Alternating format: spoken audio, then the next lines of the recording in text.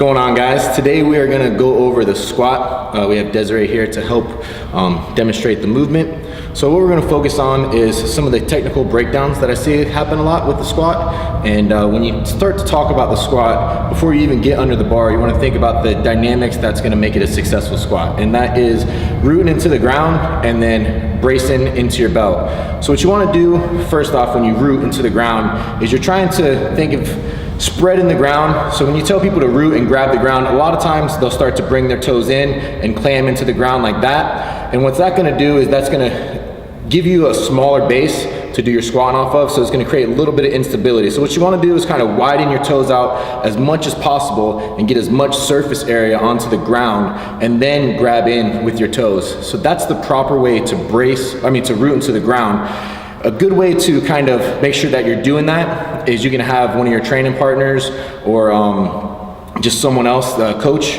They'll get down and put like a business card or credit card underneath their toe. So go ahead and get in a squat stance, Des. So as they're squatting, you'll be able to pull the whole time to make sure that they're putting constant pressure onto the big toe, onto the pinky, and then onto the heel. So those are gonna be your 3 contact points with really driving pressure, keeping the weight in the middle of your foot.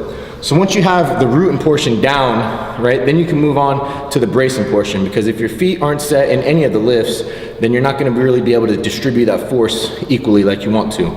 Next is gonna be bracing. You can reference our bracing video that Kaylee did if you wanna think about like a more indirect way to facilitate bracing. But here we just wanna focus on really just trying to push down into your belt and not chest breathe or not raise your traps.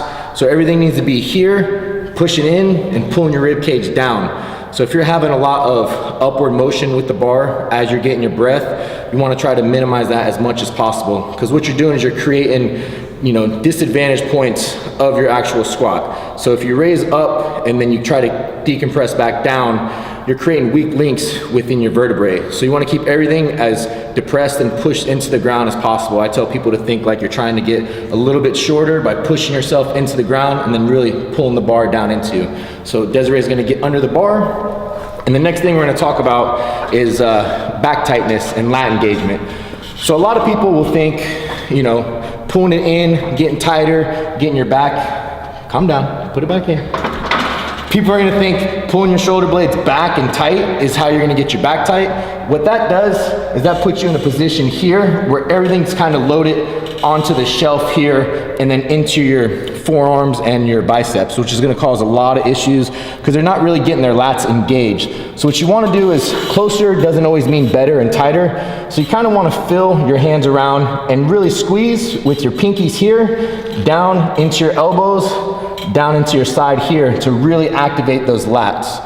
So it may mean that you got to go out a little bit wider to get lat engagement. If you can come in and get it, that's fine. But just remember, pulling your shoulder blades back to create a shelf is not the best way to have the bar resting. You want it resting on your lats, so that way you get a little bit less stress and create elbow tendonitis by having it rest on your rhomboids into your elbow. So she's going to go ahead and take it off. From there, you're going to take 1 to 2 steps, as little as possible, to minimize as much time under the bar as possible.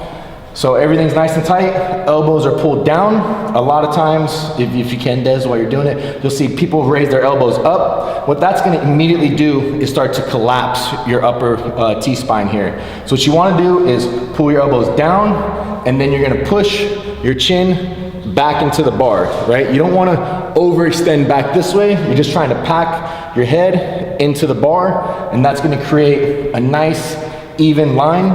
If you can, Ryan, go to the side here. It's gonna create a nice even line, right? So a lot of times what you'll see with people squatting is they'll unhinge at the hips first, and they'll be a little bit more excessive. Yep, so they'll be here, hips are back, heads forward. So you have this huge gap of where the bar should be in between, and you're creating a lot of space, which is not gonna give you the strongest position. So what you wanna do is you wanna squeeze everything in tight, squeeze your glutes, push your hips forward, then you're gonna pull your rib cage down, brace hard, and then that's gonna give you a nice straight line all the way down. What I always tell people is how you're gonna finish the lift is how you wanna start the lift. You're not gonna start the lift in an unhinged position with your knees and hips not locked out. So from there, you're gonna dig into the ground root, and then you're gonna twist, and then that's gonna bring your hips in even more and activate your glutes. And then from there, you're just gonna break a little bit at the hips and then squat straight down into your squat. So breaking at the hips, squatting straight down, and then back up. It's not a hips driving all the way back for parallel shin or vertical shin. What you're doing is you're slightly breaking at the hips, and then you're just squatting straight down into the ground, twisting out, rooting into the ground, really twisting, and that's gonna drive your knees out as well into the squat. From there, you'll have sometimes knee cave a little bit. That's fine. A little bit of valgus in is not a big deal. That actually can help a little bit with spraying out of the hole and activate your quads more, your VMO more in the hole. So that's not a bad thing. Now, if it continues to progress inwards to a point where it's unsafe, then I'd work on strengthening up your glutes a little bit. And also it could be that you have weak quads as well.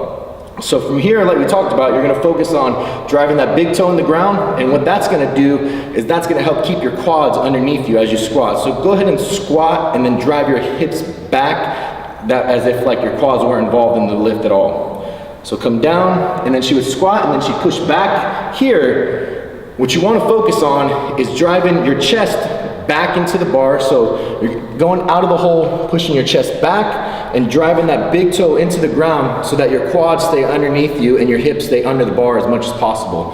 And that's the success, or that's the key to success in a squat, is being able to make sure that your hips stay under the bar as fast as possible. So if they drive back out, really try to force them back under and driving your chest up. So go ahead one more time and demonstrate. Hips in, brace, root into the ground, and then drive back up. Her start and finish should look identical, and that's the best way to do the squat. So that's just one of the ways you can do the squat as she had with the high bar or the low bar. We'll do a video on kind of body type, things like that, to differentiate why you should do one or the other. But today I just wanted to demonstrate some of the things that I see wrong with the squat, and then some of the fixes on how to get better at it. So I hope you guys enjoyed the video. If you have any questions, just comment below. Make sure that you like, subscribe, and share, and we'll see you guys next time.